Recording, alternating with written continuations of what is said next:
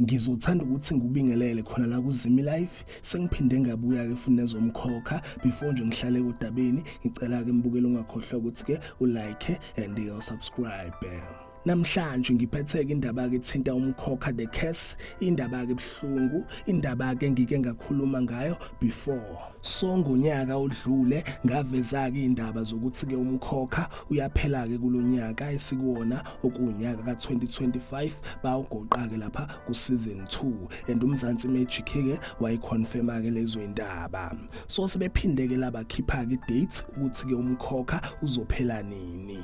Lana ke baveza ukuthi ke umkhokha so besigcina ukubona ngazo ke lapha i28 February kule nyanga esiya kuyona kuzobe ke kudlala iseries finale ngazo ke lapha i28 February. Ngingasho ukuthi ke umkhokha uselelwe inyanga ukuba kuphele njengoba kuzophela ngazo ke lapha i28 February ekupheleni kwenyanga. Indaba ke lezimbukelo ezibhlungu, indaba ke ikhalisa abantu abaningi ke lapha einkundleni zokuxhumana. So kunjalo ke mbukeli umkhokha ubuyike for isizini entsha uzophela ke lapha ku season 2 and akucacanga ke kahle ukuthi ke yini imbangela eyenza ukuthi ke umkhokha bengawubuyisi for isizini entsha. Kodwa kwakunamahebezi kayivelile ukuthi ke kuneyinkinga lapha kwi production company iRhythm World ebuye ke futhi ishutheke lapha My Brother's Keeper. Nayo ke futhi My Brother's Keeper kwavela ukuthi ke nayo iyaphela kuona ke lonyaka. Kodwa ngiyobuya ke nama updates ayo ke My Brother's Keeper makhamba ke isikhathi.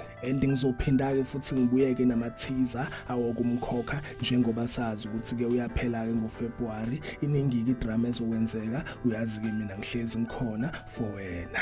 Ngicela ke mbukeli ungakhohlwa ukuthi ke ulike and usubscribe. Ake ngithi ke danke ngiyazi bongela.